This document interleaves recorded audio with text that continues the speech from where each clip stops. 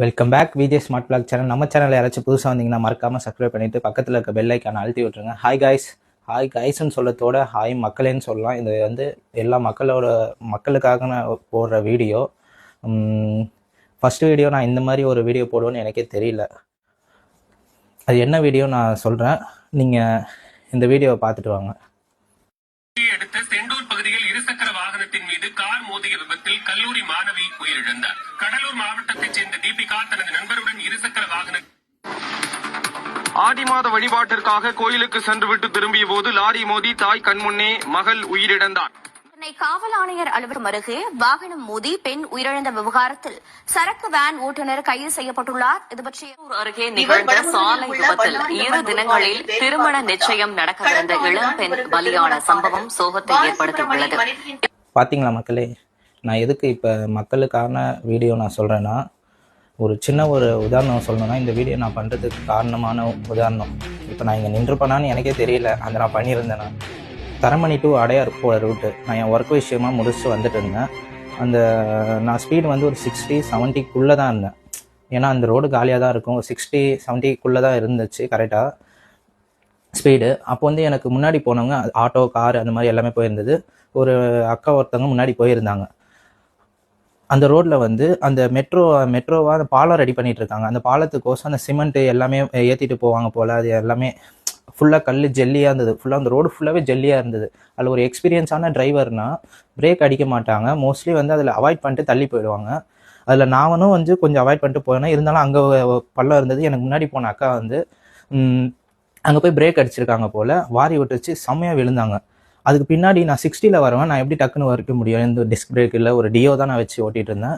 டக்குன்னு போயிட்டு நான் வந்து பின்னாடி வந்து அவங்க இடிக்கிறமா போயிட்டேன். எனக்கு ஐயோ இடிச்சிரோமோன்னு நின்று அடுத்த செகண்டே ஐயோ நம்ம ஏற்றிட்டோன்னு சொல்லிட போகிறாங்க, நம்ம இப்படி ஓரமாக போய் நின்றுலாம். நான் பக்கத்தில் போய் நின்றுட்டு ஸ்பீடாக இறங்கி அந்த அக்காவை தூக்கி விட்றேன். இது எனக்கு எங்கே பயம் வந்ததுன்னா, ஒன்ஸ் நான் வந்து அவங்க பிரேக் எதுக்கு அடித்தாங்கன்னு தெரியல, வாரி விட்டுருச்சு. பின்னாடி வர எனக்கும் அது ஆபத்தாக முடிய பார்த்தது. இப்போ வந்து இது யார் மேலே தப்பு சொல்கிறது? அந்த ரோடு வந்து சரியா இல்லாத கவர்மெண்ட் மேலே தப்பா? அந்த அக்கா பிரேக் அடித்தாங்க அங்கே போயிட்டு அவங்க மேலே தப்பா? நான் வந்து அவங்கள ஏற்றிருந்தேன்னா அது என் மேலே தப்பா? இது எந்த மாதிரி தப்பு நான் சொல்கிறதுனே தெரில. இதே நான் வந்தேன் ஓகே, பின்னாடி ஒரு லாரியோ ஒரு பஸ்ஸோ வந்திருந்தா, இப்போ நீங்கள் பார்த்த ஆக்சிடென்ட் ஃபுல்லாகவே பஸ்ஸோ லாரியோ அந்த மாதிரி ஆக்சிடென்ட்னா, மேஜராக வந்து கேர்ள்ஸோட ஆக்சிடென்ட்டு நிறையவே இருக்கிற மாதிரி எனக்கு ஃபீல் ஆகுது. ஏன்னா தெரிஞ்சவங்கலேருந்து எல்லாருமே பைக் ஆக்சிடென்ட்டுன்றாங்க. இது ஒரு பைக்கரோட வீடியோ இல்லை, ஃபுல்லாக ஒரு பொதுமக்களுக்கான வீடியோ. ஏன்னா ஒரு பைக்கர் வந்து ஊர் ஃபுல்லாக சுற்றுறாங்க, அவங்களுக்கும் ஆக்சிடென்ட் ஆகுதா ரேரு தான். ஏன்னா வந்து அவங்களுக்கு அவ்வளோ எக்ஸ்பீரியன்ஸ் இருக்குது ஒரு பைக்கர்ஸுக்கு. இது ரொம்ப நேரம் ஆகும் இந்த வீடியோ, கொஞ்சம் அட்ஜஸ்ட் பண்ணிக்கோங்க, கொஞ்சம் கேளுங்க. நான் வந்து கேர்ள்ஸுக்கு சொல்ல வேண்டியது என்னன்னா, நீங்கள் வந்து 8 போட்டு லைசன்ஸ் வாங்குறீங்க ஓகே, ஏன்னா உங்களுக்கு லைசன்ஸ் வந்தது தான். அதனால் லைசன்ஸ் வாங்கிட்டீங்கன்னா உங்களுக்கு ஓட்ட தெரிஞ்சவங்க இல்லை. யார் நீங்கள் வந்து ப்ராப்பராக உங்களுக்கு ஒரு வண்டி ஓட்ட தெரியுதுன்னு நீங்கள் சொல்லுங்கள். நெக்ஸ்ட்டு இந்த மாதிரி வண்டி ஓட்ட கற்றுக்கிட்டு இருந்தாலுமே ஒரு எல்போர்டு ஸ்டிக்கர் கூட வைக்க மாட்டீங்க உங்கள் வண்டியில். பேக் சைடில் ஒரு எல்போர்டு ஸ்டிக்கர் அந்த மாதிரி ஏதாச்சும் வச்சிங்கன்னா பின்னாடி வரவங்களுக்கு வந்து அது தெரியும். புதுசாக வராங்க போல், அவங்களை டிஸ்டர்ப் பண்ண வேணாம், நவுந்து போகலான்ட்டு. அது சில நாலேஜ் இருக்கவங்க நவுந்து போகிறாங்க, நாலேஜ் இல்லாதவங்க அடிச்சு இது பண்ணட்டும், அது நம்ம எதுவும் பண்ண முடியாது. நெக்ஸ்ட்டு வந்து நீங்களே வந்து வண்டியை வந்து ப்ராப்பராக ஓட்ட கற்றுக்கோங்க. ஒரு ஸ்கூட்டியோ எதுவாக இருந்தாலும் நைட்டான ஒரு சின்ன ரவுண்டோ, இப்போ சின்ன வயசுலனா ஒரு பசங்க சைக்கிள் எடுத்தாங்கன்னா இந்த தெருவு போயிட்டு வருவாங்க. அந்த மாதிரி நான் பசங்களை இப்போ பார்க்குறதே இல்லை. யாராவது 1-2 பேர் பண்ணுறாங்களோ தவிர எடுத்தோடனே பைக் எடுத்து ஓட்டுறாங்க ஓகே, அதுலேருந்து உங்களுக்கு எக்ஸ்பீரியன்ஸ் ஆகிடுது, கீழே விழுந்து. அது மாதிரி கேர்ள்ஸ் வந்து நீங்கள் ஓட்ட கற்றுக்கோங்க ப்ராப்பராக. லைசன்ஸ் வாங்கிடுறீங்க, சின்னதாக 8 போட்டோன்னே கேர்ள்ஸுக்கு லைசன்ஸை எடுத்து கொடுத்துட்றாங்க, அது ஓகே. ஆனால் வந்து மேஜராக வந்து கேர்ள்ஸ் பண்ணுற பெரிய மிஸ்டேக்னா, எங்கே பிரேக் அடிக்கணும், எங்கே ஓரமாக போகணும், எங்கே ஸ்பீடாக போகணும். ஒரு அக்கா ஹைவேயில் வந்து அவ்வளோ ஸ்லோவாக போகிறாங்க, இன்னொரு அக்கா வந்து ஹைவேயில் லெஃப்ட் ஹேண்ட் சைடில் ஸ்லோவாக போகிறாங்க, இன்னொரு அக்கா ரைட் ஹேண்ட் சைடில் அடிச்சுட்டு போகிறாங்க. அது வந்து லெஃப்ட் ஹேண்ட் சைடில் போகிறவங்க வந்து ஸ்லோவாக தான் போவாங்க. அந்த இடத்துல போய் நீங்கள் அடிச்சுட்டு போனீங்கன்னா உங்களுக்கு அந்த பைக்கில் வந்து அந்த அளவுக்கு பிரேக் எஃபிஷியன்சி இருக்குமா அதெல்லாம் தெரியல. ஆக்சிடென்ட் இதனால தான் ஆகுது. மேஜராக வந்து இந்த மாதிரி ஹெவி வெஹிக்கிள் பக்கத்தில் போகாதீங்க. ஏன்னா ஹெவி வெஹிக்கிள்லாம் நீங்கள் ஒரு ரீல்ஸில் பார்த்தாலும் தெரியும், அது நல்லா ட்ரெண்ட் ஆச்சு. இப்போது ஹெவி வெஹிக்கிள் பக்கத்தில் கண்ணாடியில் பார்க்கும்போது வெஹிக்கிளே இல்லை. அவங்க டோரை ஓப்பன் பண்ணி கீழே இறங்கி பார்த்தா இங்கே ஒரு 5 வெஹிக்கிள் இருக்குது, இங்கே ஒரு 5 வெஹிக்கிள் இருக்குது, முன்னாடி 4-5 இருக்குது. அந்த மாதிரி மோஸ்ட்லி ஹெவி வெஹிக்கிளுக்கு நம்ம அவங்க எதுவும் கொடுத்த சொல்ல முடியாது. எல்லாருமே ஏழையாக இருக்கிறவங்க தான், வண்டி டிரைவர் தான். அவங்கள நம்ம வந்து நம்மளால் இடித்து, அவங்கள தெரியாமல் தான் இடிக்கிறாங்க, யாரும் வேணும்னே இடிக்க மாட்டாங்க. இடித்து அவங்கள வேறு நம்ம ஜெயிலில் உட்கார வச்சு அவங்க பொழப்ப இது பண்ணி அவங்க ஃபேமிலி வேஸ்ட் ஆகி, அது நம்ம மேலேயும் மிஸ்டேக் இருக்குது. ஹெவி வெஹிக்கல் பக்கம் போகாதீங்க. மினிமம் வந்து டேர்னிங் அப்போது அது ஹெவி வெஹிக்கல் டயர் கிட்ட போகாதீங்க. ப்ரெஷர் தாங்க முடியாமல் வெடிக்கும், உங்களுக்கும் அது டேமேஜ் ஆகலாம். அதனால் இதுவும் நான் சொல்ல வேண்டியது. நெக்ஸ்ட்டு கைஸ், இதில் ஒரு சின்ன ஒரு ஸ்டேட்மெண்ட் பாருங்கள், நான் எங்களுக்குலாம் அட்டாச் பண்ணுறேன். போக்குவரத்து மற்றும் சாலை பாதுகாப்பு கமிஷன் ரோட் சேஃப்டிலேருந்து உங்களுக்கு ஒரு டேட்டா விட்டுருக்காங்க. எனக்கு இது வரைக்கும் டேட்டா கிடைக்கல. 2024 வரைக்கும் டேட்டா கரெக்டாக இருந்தது. 2025 ஜனவரியில், பிப்ரவரி, மார்ச், ஏப்ரல், மே, ஜூன் வரைக்கும் இருந்தது. அந்த டேட்டா வந்து நான் எடுத்திருக்கேன் சும்மா கட்டியும். அதில் நீங்கள் பார்த்தீங்கன்னா முக்கால்வாசி ஆக்சிடெண்ட் வந்து பைக்ஸ்னால தான் இருக்குன்ற மாதிரி டேட்டா போட்டிருக்காங்க. பைக்ஸ் எல்லாத்துலேயுமே ஆக்சிடெண்ட் ஆகுது. முக்கால்வாசி வந்து அதான் அந்த ஸ்கூட்டர்ஸ், நான் கீரபிள், அதாவது கீர் இல்லாத பைக்லாம் அந்த ஸ்கூட்டி அந்த மாதிரி ஆக்சிடெண்ட்டும் இருக்குன்ற மாதிரி சொல்லியிருக்காங்க. நெக்ஸ்ட்டு வந்து மெஜாரிட்டியாக வந்து பைக்ஸை தான் நல்லா வச்சு வாங்கியிருக்காங்க. ஹெல்மெட் அணியாதவங்க என்ற மாதிரி பட்டியலும் வெளியிட்டிருக்காங்க.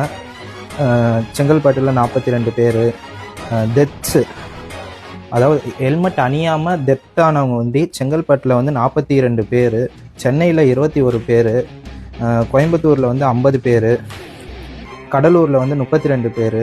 இந்த மாதிரி கோயம்புத்தூர் மக்களே என்ன இப்படி உங்கள் ஊரை வச்சுருக்கீங்க, கொஞ்சம் ஹெல்மெட் வேர் பண்ணிட்டு போங்க. ஹெல்மெட்டு வந்து நம்ம உயிருக்கு அவசியமாக இருக்குது. ஏன்னா ஒரு இடத்துல விழுந்தோன்னா சென்சிட்டிவான இதுதான் ஹெட்டு தான். ஒரு அழகுக்குன்னு நீங்கள் வேர் பண்ணால் கூட கலர் கலராக ஹெல்மெட்லாம் வந்துருச்சு. அதுக்கோசமாச்சும் எல்லாம் வேர் பண்ணுறாங்க. நீங்கள் அந்த சைடாச்சும் போங்க. ஏன்னா சுத்தமாக ஹெல்மெட்டு வேர் பண்ண மாட்டீங்க.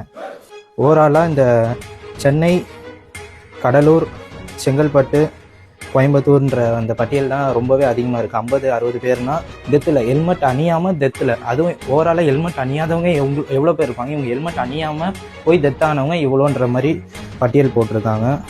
இப்போ இந்த டேட்டாவில் நம்ம என்ன பார்க்க முடியுதுன்னா, ஓவர் ஸ்பீடு, ஒரு வண்டியை வந்து ஹேண்டில் பண்ணாமல் முடியாமல் ரோடுக்கு எடுத்துகிட்டு வர்றது, நெக்ஸ்ட் வந்து ஒரு கனரக வாகனத்துக்கு பக்கத்தில் வந்து நீங்கள் போகிறது ரொம்பவே டேஞ்சரு.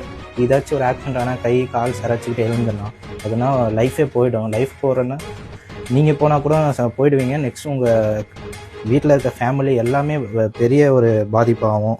அதனால் வந்து கண்டிப்பாக வந்து வண்டி ஓட்ட தெரிஞ்சு ஓட்டுங்க. ஓட்ட தெரியாதவங்க வந்து கற்றுக்கிட்டு ரோடுக்கு எடுத்துகிட்டு வாங்க. அதே மாதிரி எல்போர்டை வந்து கண்டிப்பாக யூஸ் பண்ணுங்கள். இப்போதைக்கு யாருமே எல்போர்டை யூஸ் பண்ணுறத வந்து அசிங்கமாக நினைக்கிறாங்க. அது எல்போர்டு வந்து யூஸ் பண்ணுங்கள். ஓட்ட தெரியலனாலுமே கற்றுக்கிற வரைக்கும் யூஸ் பண்ணுங்கள். ஒரு 1 மந்த்தோ 1.5 மாதமோ வரைக்கும் யூஸ் பண்ணுங்கள். நெக்ஸ்ட் லைசன்ஸ் எடுக்காமல் யாரும் வண்டி ஓட்டாதீங்க. லைசன்ஸ் தாராளமாக லைசன்ஸ் எடுத்தாலுமே நீங்கள் ப்ராக்டிஸ் பண்ணிவிட்டு வண்டி எடுங்க. நெக்ஸ்ட்டு சின்ன பசங்களாக நீங்கள் வந்து வண்டி நல்லா தான் ஓட்டுறீங்க. அதனால் வந்து பப்ளிக் பிளேஸ்லாம் வண்டி ஓட்டாதீங்க. வீலிங் ஸ்ட்ரென்த் அந்த மாதிரி யாருமே ஓட்டாதீங்க. நெக்ஸ்ட்டு வந்து ஹெல்மெட் வேர் பண்ணிட்டு போங்க. ஹெல்மெட் வேரிங் இல்லாத டேட்டா தான் எவ்வளவோ இருக்குது. ஹெல்மெட் கண்டிப்பாக வேர் பண்ணிவிட்டு போங்க. கேர்ள்ஸ் அண்ட் பாய்ஸ், பைக்கர்ஸ்க்கு நம்ம சொல்ல வேணாம். பைக்கர்ஸ் பெரிய சல்யூட் உங்களுக்கு. உங்கள் டேட்டாவில் எனக்கு ஒன்றுமே கிடைக்கல. நான் எடுத்து பேசணும்னு நினச்சேன். பைக்கர்ஸோட டேட்டா எதுவுமே கிடைக்கல. அவங்க தான் வந்து இந்த கேமராவில் ரெக்கார்ட் பண்ணி அக்கு வேறு ஆணி வேறு போட்டிருக்காங்க. இப்போ ஒரு பஸ் ஆக்சிடென்ட் கூட நடந்தது. அது ஒரு பைக்கர் தான் வந்து வீடியோ எடுத்து அதை போட்டிருக்காரு. பரவாயில்ல, கண் முன்னாடி அது நடக்கலைன்னா எல்லாருமே ஒரு அவேர்னஸ் இல்லாமல் இருப்பாங்க. இப்போ எல்லா ஒரு பஸ்ஸுக்குமே ஒரு பயத்தில் இருக்காங்க. அதனால் இன்னும் நம்ம பாதுகாப்பாக இருக்கும்னு நம்புகிறோம். Thank you guys. முடிஞ்ச அளவுக்கு வந்து ஷேர் பண்ணுங்கள், கமெண்ட் பண்ணுங்கள். கீழே வந்து கமெண்ட் செக்ஷனில் வந்து என் கூட இன்னும் ஷேர் பண்ணிக்கலாம். ஆக்சிடென்ட் எப்படி தவிர்க்கலாம், என்ன மாதிரி தடுக்கலான்ட்டு கமெண்ட் பண்ணுங்கள். நம்ம மார்க்கெட்டிங் ஸ்ட்ராட்டஜி வீடியோ கூடிய சீக்கிரம் வந்துக்கிட்டு இருக்குது. அது எப்படி நம்ம ஹேண்டில் பண்ணி வீடியோ எடுக்கிறது போகிறதுன்னு தெரியல. ஏன்னா ஒரு ஹோட்டல் உள்ள போகிறோன்னா பெரிய ரிஸ்க்காக இருக்குது. அதனால் வந்து வீடியோ எடுக்க முடியல. அதனால் நான் செக் பண்ணிவிட்டு கூடிய சீக்கிரம் நான் மார்க்கெட்டிங் ஹேண்டலிங் அந்த வீடியோ போடுறேன்.